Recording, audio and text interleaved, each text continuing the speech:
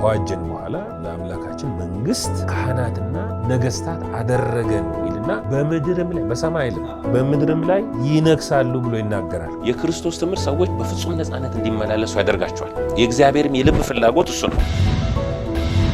ይህ አይነቱ ወንጌል ሰዎችን አርነት ያወጣል።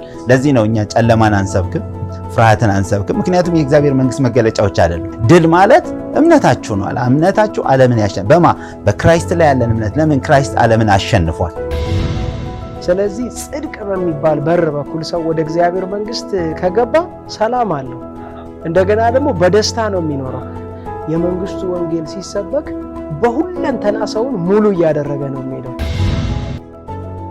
ሰላም ተከታታዮቻችን፣ ይህ ፌዝ ሚዲያ ነው። ፌዝ ሚዲያ ዘወትር ማክሰኞ ከ3 ሰዓት ተኩል እስከ 4 ሰዓት በጂኤምኤም ቴሌቪዥን የሚተላለፍ የውይይት ፕሮግራማችን ነው። ካለፈው ሳምንት የቀጠለ ውይይት ነው ይዘን የመጣ ነው። ዛሬም ያለፈው ሳምንት የጀመርነው የአንደበት ኃይል በሚል ርዕስ ነው። ባለፈው ሳምንት ብዙ በጣም የሚጠቅሙ ነገሮችን አንስተን ስንወያይ ቆይተናል። በዚሁ ሰዓት ደግሞ በፌስቡክ ላይቭ ፌዝ ሚዲያ ወርልድዋይድ በሚል በላይቭ ይተላለፋል። እንደገናም ደግሞ ዩቲዩብ ቻናላችን ላይ ፌዝ ሚዲያ ወርልድዋይድ በሚል ሰብስክራይብ አድርጋችሁ የተለያዩ ትምህርቶችን ማግኘት ትችላላችሁ። ፓስተር ቴዲ እና ፓስተር ያዕቆብም ከኔ ጋር ዛሬ አሉ። ዛሬ ሁለተኛውን ክፍል ይዘን እንወያያለን። ዛሬ የምናነሳው በተለይ ከክርስቲያኖች ጋር ከአማኞች ጋር የተያያዘውን ሐሳብ ነው እና የክርስቲያን ወይም የአማኞች አንደበትን እንዴት እንገልጸዋለን እንላለንና ስለ አንደበት አጠቃላይ ባለፈው አንስተናል። ክርስቲያኖችም ጋር አማኞችም ጋር ያለውንም ተናግረናል። ግን አንደበት ባይ ኢትሰልፍ አንደበት ኃይል አለው። ኃይሉም ደግሞ በውስጣችን ከተሞላ ነው አንጻር ነው። ስለዚህ ስለምንናገረው ነገር በጣም መጠንቀቅ አለብን ብለን ስናነሳ ነበረ። ዛሬ ደግሞ እስቲ ከክርስቲያኖች ጋር ያለውን ደግሞ ቁርኝት እንነጋገራለን። ባለፈው ሳምንት መጨረሻ ላይ ያነሳሁትን አነብና ጀምራለሁ። ምን ይላል?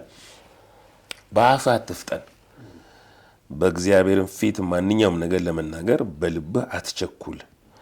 እግዚአብሔር በሰማይ አንተም ደግሞ በምድር ነህና፣ ስለዚህ ቃልህ ጥቂት ይሁን ይላልና በተለይ በእግዚአብሔር ፊት ብሎ የሚናገረው ነገር አለና አንደበታችን ያው ባለፈውም መጀመሪያ ላይ ተናገርነው ሰዎች ምን ብለው ይናገራል? ክርስቲያኒቲ is called the great confession ይላል። ክርስትና ታላቁ ኑዛዝ ወይም ታላቁ ንግግር ተብሎ ይናገራል ይላል። ክርስትና ራሱ የጀመረው በንግግር ነው፣ የሚቀጥለው በንግግር ነው፣ እስከ መጨረሻ በንግግር ነው ሄዱና የአንደበትን ኃይል ከክርስትና ከአማኞች ህይወት ጋር እንዴት እናያይዘዋለን? ፓስተር ቴዲ ልክ ነው። በጣም ከአማኞች ጋር ደግሞ አማኞች እንዲኖሩ የተሰጣቸው የህይወት አይነት አለ። ያ የህይወት አይነት ደግሞ ራሱ የሚፈልገው የሚጠበቅበት የንግግርም አይነት አለ። ምክንያቱም የዘሩን አይነት መወሰን እንችላለን። አንድ ገበሬ ዘር ሊዘራ ሲነሳ ምን ልዝራ ብሎ ያስባል። ስንዴም ይሁን በቆሎም ይሁን ዘሩን ይወስናል። ዘሩ በእጃችን አለ። በህይወታችንም ላይ አማኞች መዝራት የሚፈልጉትን ነገር መወሰን ይችላሉ። በህይወቴ ላይ ነገ ህይወትን ባለፈው ሳምንት ሳነሳው ነበር። ህይወትን የሚወድ መልካሙንም ቀኖች ማየት የሚፈልግ ካለ አንደበቱን ከክፉ ይከልክል ይላል እና አንደበት ዘር ነው ለአማኞች፣ ልክ እንደ ሲድ ነው። ለዚህ ነው ፍሬዋን ይበላሉ ካለ ሲድ ነው ማለት ነው አይደለ? ሰው ያፉን ፍሬ ይበላል ካለ አፉ ያፈራል። ፍሬ ታይም ይወስዳል አይደለ? ፍሬ ዝም ብሎ አይመጣም፣ ታይም ይወስዳል። ግን ያን ፍሬ የሚበላው ግን ዘር በእጁ ሲኖረው ነው። በአንደበታችን ላይ የምንናገረው ነገር ዘር ነው ለማለት ነው። እንደ ሁለት ጥቅሶች እንዲህ አያይዤ ባነሳቸው ምሳሌ ምዕራፍ 3 ቁጥር 3ን እና መዝሙር ምዕራፍ 45 ቁጥር 1 ያለውን እንደው ግንኙነት ባነሳ ደስ ይለኛል። ምዕራፍ 3 ላይ ሲናገር ምሳሌ 3:3 ላይ እንደዚህ ይላል፣ ምህረትና እውነትን ካንተ አይራቁ፣ በአንገትህ እሰራቸው፣ በልብህ ጽላት ጻፋቸው ይላል። ልባችን ላይ የሚጻፍ አለ። የልባችን ጽላት ላይ የሚጻፍ አለ። በውስጣቸው የተተከለውን ቃል አይደል የሚለው፣ በየዋህነት ተቀበሉት ይላል። በውስጣችን ቃል ተተክሏል። እንዴት ነው የሚጻፈው? በልብ ጽላት ጻፋቸው ሲል እኔ እንዴት ልጻፍ? ልቤ ላይ እንዴት ነው መጻፍ የምችለው ያን ነገር ለሚለው መዝሙር 45 ቁጥር 1 ላይ በጣም መልስ ይሰጠናል። ምን ይላል? ልቤ መልካምን ነገር አፈለቀ፣ እኔም ስራዬን ለንጉሥ እነግራለሁ፣ አንደበቴ እንደ ፈጣን ጻፊ ብር ነው ይላል። አንደበታችን ጸሐፊ ነው ማለት ነው፣ ይጽፋል። ሲጽፍ በልባችን ጽላት የሚጻፈው በአንደበታችን የምንናገረው ነው። አንዳንዴ ዝም ብሎ ሰው ይናገርና ልቡ ላይ ችክችክችክ ነው የሚያደርገው። ማለት የምንናገረው ትክክለኛ ካልሆነ በልባችንም የሚሞላው ያ ነው። በአፖስትል ነገሮች የተያያዝ ናቸው። አሁን ሰው በልቡ የሞላውን በአፉ ይናገራል። ከእንደገና በአፉ የሚናገረውን ደግሞ በልቡ የሚሞላ እምነት በመስማት ነው የሚመጣው አይደል? እምነት በመስማት ነው፣ መስማትም በእግዚአብሔር ቃል ነው። ሰው ከእግዚአብሔር ቃል ሲሰማ እምነት ይሆናል። ከእንደገና ደግሞ ያ ያመነውን ደግሞ በአፉ ምን ይላል? ይናገራል። ሲናገር ደግሞ ተመልሶ ይሰማዋል። በቃ እንዲህ ነው፣ ሳይክል ነው የሚሆነው። እና አማኞች የሚለውን ስለሆነ እያተኮርን ያለ ነው። አማኞች ምንድን ነው ልባቸው ላይ መጻፍ ያለበት? በውስጣቸው የተተከለው ቃል ምን አይነት ነው? ምን አይነት ዘር እየዘሩ ነው ያሉት የሚሉት እነዚህ ወሳኝ ናቸው። እና ለምሳሌ ያዕቆብ ይሄ ስለ አንደበት እኮ ከመናገሩ በፊት እኮ እንደው ኮንቴክስቱን ስናየው እኮ ከእናንተ ማንም አስተማሪ አይሁን ብሎ ነው የሚጀምረው። ማለት ስለሚናገረው ስለሚያስተምረው ነገር ሁሉ ይጠየቃል። አስተማሪያውና ለምን አለ አንደበቱን እንደው ሌሎች ነገሮች ፍጥረታት ሁሉ እኮ መግራት ይቻላል። አንደበት ግን እጅግ አስቸጋሪ ናት፣ ከፍጥረት መካከል እሱ በጣም አስቸጋሪ ነው እያለ የሚናገረው ከማስተማር ጋር ነው። አማኞችም አታስተምሩ ሳይሆን አንድ አማኝ ለማስተማር ብቁ የሚሆነው ምን አለው ነው፣ በውስጡ ምን ጽፏል፣ ምን አይነት ዘር እየዘራ ነው። ስለዚህ እኔ በአንደበቴ የምናገራቸው ነገሮች ትክክለኛ ዘር ከሆነ በልቤ ጽላት ይጻፋሉ። አንዳንድ ሰው አማኝ ሆኖ ሕጉን የሚጽፍ አለ ልቡ ላይ፣ የሙሴ ሕግን ማለት ነው። የሙሴ ሕግን ዝም ብለህ ያሰብክ ጽፈህ እንዴት ብለህ ነው የምታስተምረው? የሕጉ አስተማሪ እኮ ነው የምትሆነው ማለት ነው። ግን በሕይወታችን የምንጽፈው ነገር የዘሩን አይነት መወሰን አለብን። የክርስቶስ ኢየሱስ ቃሎቼ በእናንተ ቢኖሩ ስላለ የክርስቶስ ኢየሱስ ቃላቶች በልባችን መዘራት አለባቸው። ይሄ የአዲስ ኪዳን እውነቶች ያልካቸው የአዲስ ኪዳን ሀሳብ እግዚአብሔር በእኛ በክርስቶስ የሰራቸው መንፈስ ቅዱስን አታሳዝኑ ተብሏል። መንፈስ ቅዱስን በስንፍና ንግግር፣ በምሬት፣ በንዴት፣ በተለያየ መጥፎ ንግግሮች የምናሳዝነው ከሆነ በምንናገረው ደግሞ መልካም ንግግሮች እናስደስታለን ማለት ነው። ለምን? ከኛ ጋር አብሮ የሚሰራው በምንናገራቸው መልካም ንግግሮች ናቸውና እንደው እችን አፖስት እንደው ለማስመር ነው የዘሩን አይነት አማኞች መወሰን አለባቸው። ምክንያቱም የሚናገሩት ተመልሶ ልባቸው ላይ ይዘራል። ያ ደግሞ ፍሬን ሲያፈራ ሞት ሊያፈራ ይችላል፣ ችግር ሊያፈራ ይችላል። ትክክለኛ የእግዚአብሔር ቃል ደግሞ ከተዘራ ሕይወትን ይዞ ይመጣል፣ ፈውስን ይዞ ይመጣል፣ በረከትን ይዞ ይመጣል። እና የምንዘራው የዘር አይነትን ነው ፍሬ መጠበቅ ያለብንና ለምንዘራው ካልተጠነቀቅን ፍሬውን ለማጨድ ብቻ ይዘን ብንወጣ ትክክለኛ ነገር ላናጭድ እንችላለን ለማለት። የሚገርም ነው። አሁን እስቲ አማኞችንና የማያምኑትን በውጭ ያሉትን ምን እያነጻጸርን የእኛን አድቫንቴጅ እንበለው ወይም ደግሞ የተሰጠን እድል ፈንታ መብትንም እናነጻጽራለን። እና በተለይ አሁን ስትናገር ኢየሱስ ክርስቶስ ምን እንድትሰሙ ተጠበቁ፣ አንድ እንዴት እንድትሰሙ ተጠበቁ፣ ሁለት ቦታ እንደዚህ ብሎ ይናገራል። ምን እንድትሰሙ ተጠበቁ አሁን ካልከው የተነሳ ውስጣችን የሚሞላው ነገር ነው አንደበታችንን ጋይድ የሚያደርገው። እንዴት እንድትሰሙ ተጠበቁ ደግሞ ይላል። እንዴት ነው የምትሰሙት ማለት በፖዚሽን ነው ማለት ነው፣ ሁኔታችን ማለት ነው። አሰማ የሚባል ነገር አለ እና ይሄ ለእኛ ለአማኞች የተሰጠ ኦፖርቹኒቲ ነው ብዬ አስባለሁ። እና አማኞች ቤዚካሊ አማኞች አንደበታቸውን መግዛት የሚችሉበት መግራት የሚችሉበት ፖዚሽን ላይ መጥተዋል። አላማኝ ያሰበውን እንኳን ላይ ይናገር ይችላል፣ ኮንትሮል አያደርገውም ካፉ የሚወጣውን ነገር። አንዳንዱም ደግሞ ልክ ይመስለዋል እና አንደበት ደግሞ አንዴ ከወጣ በኋላ ህይወቱን ነው ሚዝረብል የሚያደርገው። ሰው የሚናገረው ነገር ህይወቱን ባለፈው እንደተነጋገረው ሚዝረብል ያለው። እኛ ግን ያለንበት ፖዚሽን ወሳኝ ነው። አማኞች ስለ አንደበት ቢነገራቸው አላቸው።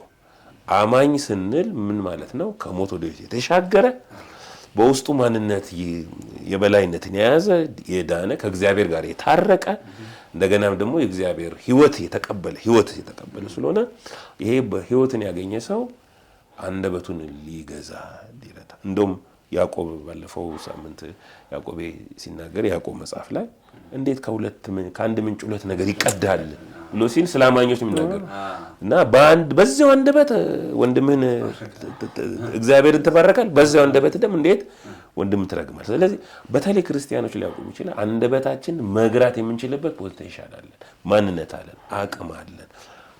አንተ ያልከው የእግዚአብሔር ቃል ከኛ የራቀ አይደለም። አሁን የምንሰማው ቃል አለን፣ የምንቀበለው ቃል አለን። ቃሉ በልብና ባፍ ሆኖ ቀርቦልሃል። ለሁሉ እኮ አይደለም፣ ለኛ ቀርቧል አይደለ?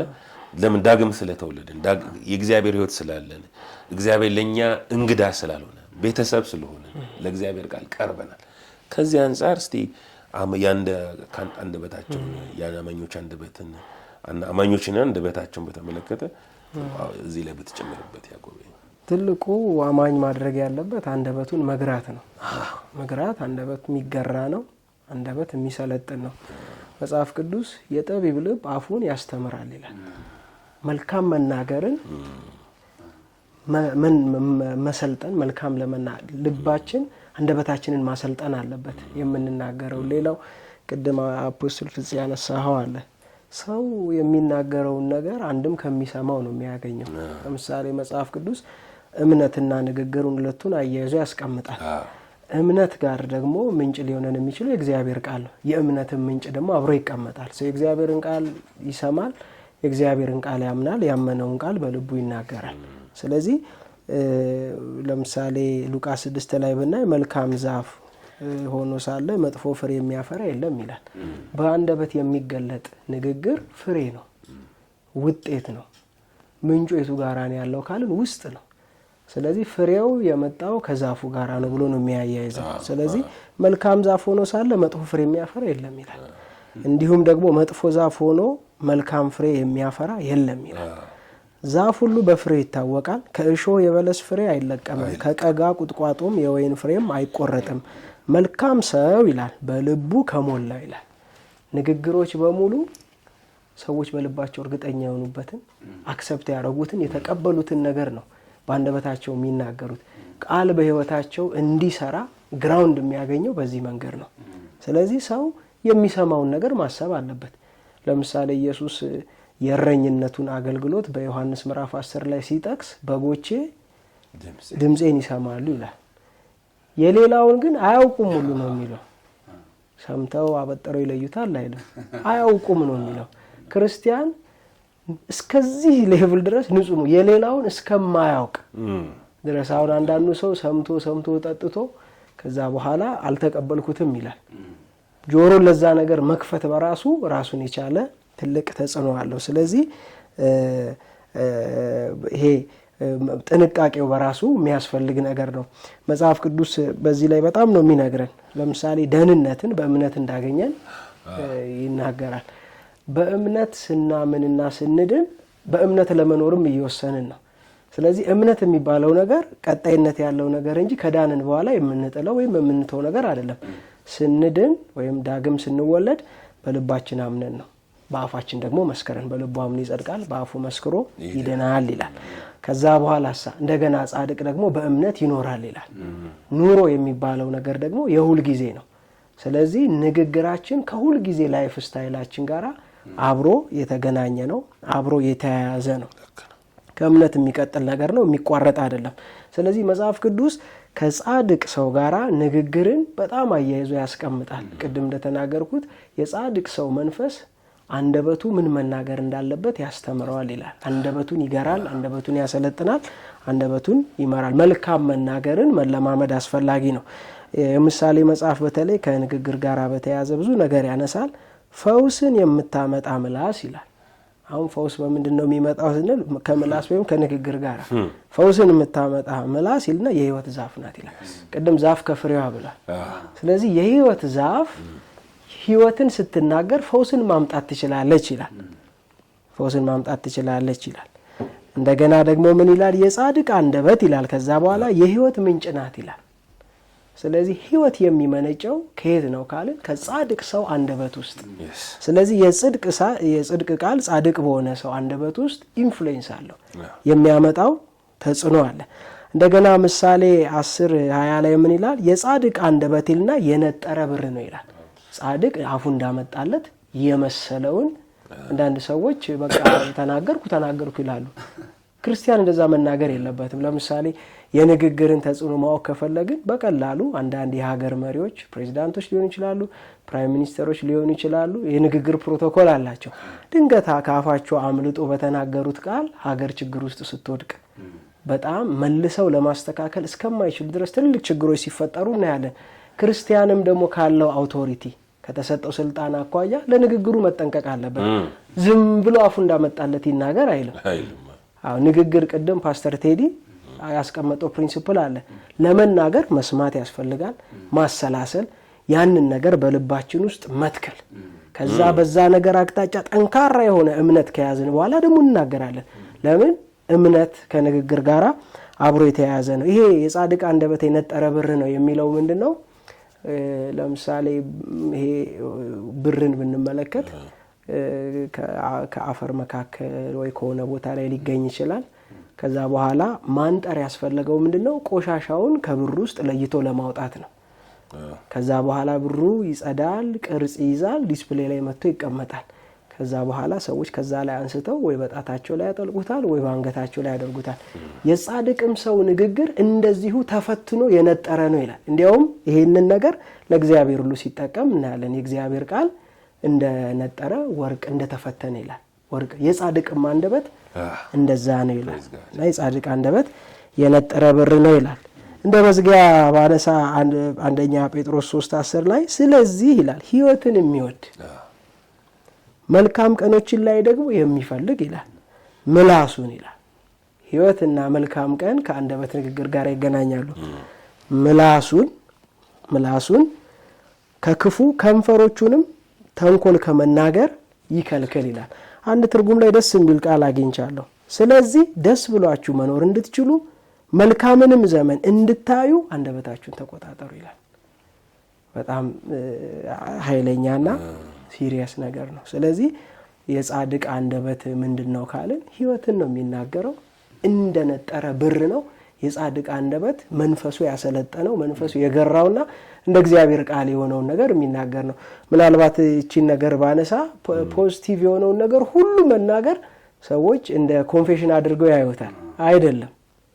ፖዚቲቭ የሆነውን ነገር ሁሉ መናገር አሁን እኛ ቆሮንቶስ ላይ መንፈስ በሚያስተምረን ቃል እንድንናገራለን ይላል። እኛ ከሞቲቬት ከሚያደርጉ ሰዎች አፍ ላይ ወስደን አይደለም፣ ከተጻፈው ከእግዚአብሔር እውነት ተነስተን ነው። እንደገና ተብሎ እንደተጻፈ ይልና እንዲህ እንናገራለን ይላል። አሁን ንግግራችን ከራሱ ከእግዚአብሔር ቃል የተቀዳ ነው። ለምን? ቃሉ ራሱ የሕይወት ቃል ስለሆነ። እንደገና ዕብራውያንም ላይ እርሱ ራሱ አልለቅህም ከቶም አልተውም ብሏልና ይላል።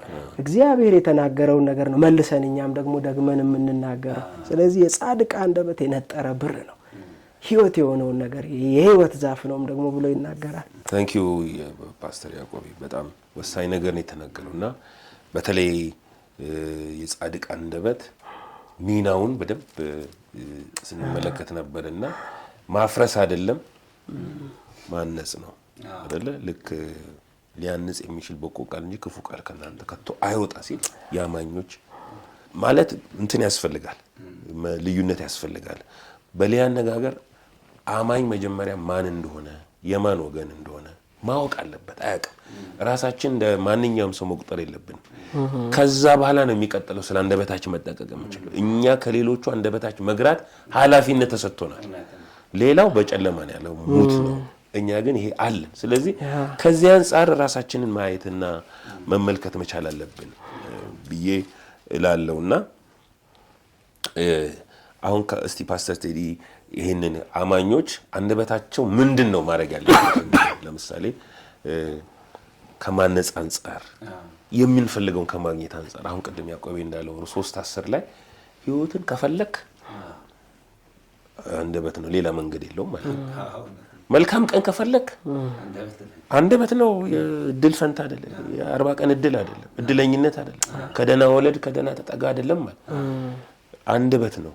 እስቲ ከዚህ አንጻር ለአማኞች ተሰጣቸው ኦፖርቹኒቲ ይሄ አንደበትን የመጠቀም እንዴት ነው የምንፈልገውን ከማግኘት አንጻር ከሌሎቹ በውጭ ካሉት በተለየ የሚለውን ብጨምርበት። ደስ ይላል አፖስትል። አሁን ስለ ጌታ ኢየሱስ የተነገረ ቃል አለ በኢሳይያስ ላይና የተማሩትን ምላስ ሰጥቶኛል ይላል። በቃል የደከመውን እንዴት በቃል እንደምደግፍ የተማረ ምላስ የሚባል አለ ማለት ነው። የተማረ ምላስ፣ የሰለጠነ ምላስ፣ የተገራ ምላስ። ቆላሲያስ ላይ ምዕራፍ 4 ቁጥር 5 እና 6 እንደዚህ ይላል፣ ዘመኑን እየዋጃቸው በውጭ ባሉት ዘንድ በጥበብ ተመላለሱ፣ ለእያንዳንዱ እንዴት እንድትመልሱ እንደሚገባችሁ ታውቁ ዘንድ ንግግራችሁ ሁልጊዜ በጨው እንደተቀመመ በጸጋ ይሁን ይላል። ንግግር ብለን ስናስብ የተቀመመ መሆን አለበት፣ ለዛውም በጸጋ። ልክ በጨው እንደሚቀመም አንድ ነገር፣ ይሄ ደግሞ በጸጋ የተቀመመ። በጸጋ ከተቀመመ የሚያነሳ ነው፣ የሚሰብር አይደለም፣ የሚያንጽ ነው፣ ህይወትን የሚዘራ ነው ማለት ነው። እና አማኞች ሁልጊዜ ስለ ንግግር ያው መጠንቀቅ በጣም ያስፈልጋል። የህይወት ኃይል እዛ ጋ ነው ያለው፣ ሲወጣ ይሰራል። እና ለአንድ ነገር ከአፋችን ከወጣ አሁን ስታነሳው ነበር ከአፌ ቃሌ አንዴ በጽድቅ ወጥታለችና አንዳች ሳታደርግ በከንቱ ወደ እኔ አትመለስም ካለ፣ ከዛ ደግሞ እንደውም የላኩትን ይፈጽማል፣ ያሰብኩትን ያደርጋል። እግዚአብሔር ልክ ቃሉን ልክ እንደ አስፈጻሚ ኃይል ነው የሚያ የላኩትን ለተባለበት ፐርፐስ ሳይሰራ አይመለስም ይላል። እና የምንናገረው ነገር ምንድን ነው የምንፈልገው አውትካሙ? አሁን አንድ ነገር ትናገራለህ፣ ምንድን ነው ምን አይነት ፍሬ ነው የምጠብቀው? እሱንም ማሰብ ያስፈልጋል። ምክንያቱም አንዳንዴ ለመናገር ያህል አይደለም እያልክ ነበር። ለመናገር ያህል በቃ ለማለት ያህል በቃ የመጣብኝን ዝም ብዬ ካልኩኝ የሚመጣውም ነገር አትጠራጠር፣ እንደዛው የመጣብህን ነው የሚመጣው። እንደመጣብህ እንዳልከው እንደመጣብህ ነው። እንደውም ባይብል ንፋስን ዘርተዋልና አውሎ ንፋስ ያጭዳሉ ይላል እንጂ እኮ ኖርማል እንኳን አይደለም፣ የዘራኸውን ነው ወደ አንተ የሚመጣው። ስለዚህ የተቀመመና የተመጠነ የተገራ ልከኛ የምትናገራቸው ነገሮች እነዚህ ምን ለማለት ፈልጌ ነው? አስተውለህ የምትናገረው አንድ ንግግር ለነገሩ ስታወጣው ካንተ በማስተዋልህ ማለፍ አለበት። ማለፊያ መንገድ አለው ማለት እዚህ ጋር ነው የሚቀመመው። እውነትን ተሸክሟል ወይ አይደለ? ፍቅርን ይዟል ወይ? እምነትን ተሸክሟል ወይ? የምትናገረው ነገር ሪዛልቱን አስበ ስለሆነ የምትናገረው ለዛ ውጤት የሚሆን አይነት ነገር መሞላትን እርግጠኛ መሆን አለብን። እና እሱን እንደው ለማንሳት የምፈልገው እሱን ነው። ከሪዛልት ብናይ ትንሽ አፖስትል ውጤት አማኝ የሚናገረው ለውጤት ነው። ከተናገርክ የማዳን ኃይል ትፈልጋለህ። አሁን ለሰዎች የክርስቶስ ኢየሱስ የምስራቹን ቃል ብንናገር ለማዳን ነው፣ ሰዎቹን አይደል? ለማዳን ነው። አንዳንዴ ሰዎች እንዲህ ሲሉ እንሰማለን፣ እግዚአብሔር ቃል በቃ ዘርቻለሁ እንግዲህ በቃ ሲበቅል ይብቀል ይባላል። መጽሐፍ ቅዱስ ግን በሐዋርያት ሥራ ምዕራፍ 2 ላይ ሲነግረን ጴጥሮስ ሰበከ። ከሰበከ በኋላ ምንድን ነው የሚለው? 3000 ነፍሳት ይላል። ዳኑ አይደለም የሚለው ተጨመሩ ነው። ወዴት የተጨመሩት ይላል? በሐዋርያት ትምህርት እንጀራን በመቁረስ እና በህብረት በጸሎት አብረው እንዲሆኑ ወደ እነዛ ነው የተጨመሩት። ስብከቱ ምንድን ነው ማለት ነው? የጴጥሮስ መልእክቶች የሚጨምር ነው ማለት ነው። እኔ የፈለግኩት ምንድን ነው? አንድ ነገር ስንዘራ ሲያበቅል ያብቅል፣ ሲሆን ይሁን ሳይሆን የምንናገረው ነገር የራሱ ፍሬ ይዞ እንደሚመጣ አስተውለንና በማስተዋል በጨው እንደተቀመመ ካለ ከመናገሬ በፊት በጸጋ መሆኑን መፈተን መቻል አለብኝ ለማለት ነው። አፖስትል በጣም ይገርማል። ያዕቆብ መጨረሻ ተጨምራለህ። ግን አሁን እየተናገርክ ያዕቆብ ላይ ያለ ቃል መጣልኝ። ምን ይላል? ቁጥር 18 ምዕራፍ 1 ቁጥር 18 ጀምሮ ለፍጥረቱ የበኩራት አይነት እንድንሆን በእውነት ቃል አስቦ ወለደን ካለ በኋላ ስለዚህ ይላል ተወልዳቸዋል፣ ከሱ ነው የተወለዳቸው የበኩራት አይነት እንድንሆን። የበኩራት አይነት ማለት እንደ ክርስቶስ ማለት ነው። እንድንሆን የበኩራት አይነት አይደለ? ላይክ ዘ ፈርስት ቦርን ማለት ነው።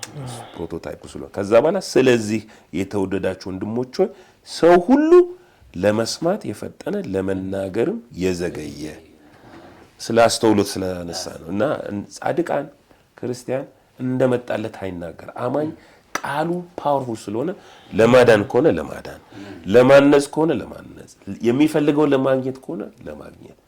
እንደው አማኝ የሚፈልገውን በንግግር ማግኘት ይችላል እንዴ? ጸሎት በራሱ እኮ አንዱ ንግግር ነው። ዮሐንስ 15 ላይ ኢየሱስ ሲናገር ምን አለ? በእኔ ብትኖሩ አለ ከዛ ቃሎቼን በእናንተ ቢኖሩ ከዛ የምትወዱትን ጠይቁ አለ። ሌላው የአብርሃምን እምነት ብንመለከት ሮሜ ምዕራፍ 4 ላይ በሁለት ነገር ነው ያመነው። ከላይ ስለ እምነት ይናገራል አብርሃም ምን ያህል ስትሮንግ እምነት እንዳለው፣ ከዛ ከስር ደግሞ ስለ ንግግርም ያነሳል።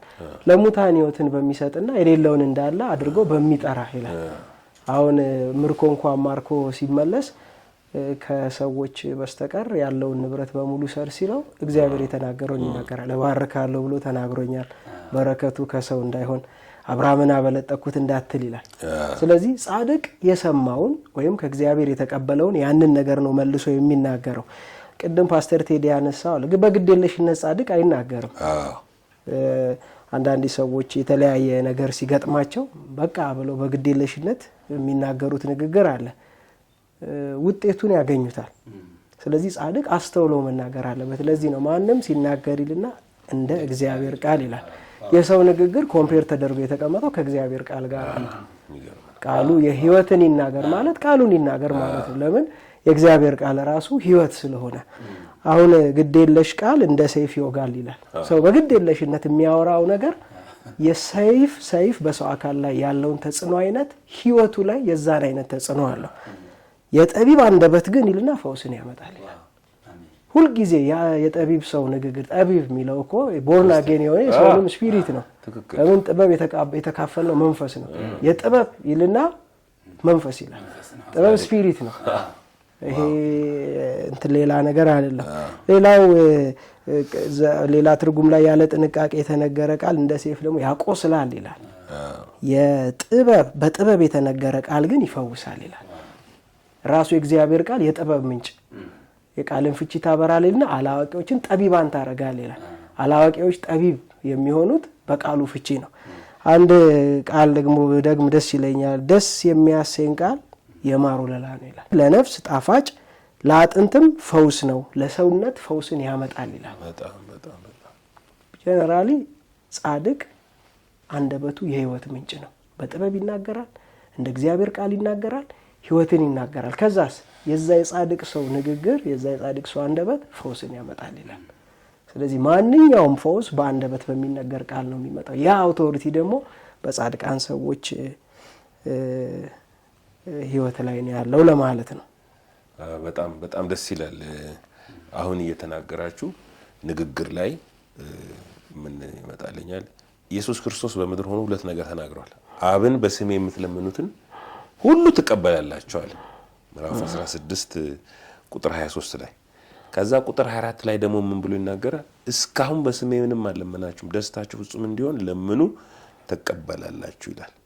ቁጥር 26 ከዛ በዚያን ቀን በስሜ ትለምናላችሁ፣ እኔም ስለእናንተ አብን ለምናለሁ የምላችሁ አይደለሁም ይልና እናንተው ትለምናላችሁ አብን ይላል። እዛ ክፍል ላይ ደግሞ በስሜ የምትለምኑትን እኔ አደርጋለሁ ይላል። እሱ ሐሳብ ምንድነው? ዲማንድ ታደርጋለህ። በስሜ የምትናገሩትን in the name of Jesus የምትናገሩትን እኔ አደርገዋለሁ። ስለዚህ አንደኛው ጸሎት ነው፣ አንደኛው ደግሞ ንግግር ነው።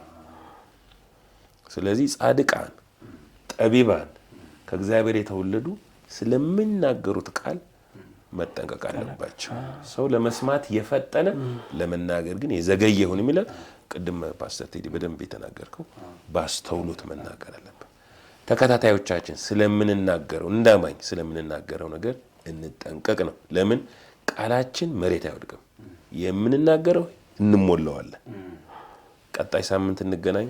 ተባርካችኋል።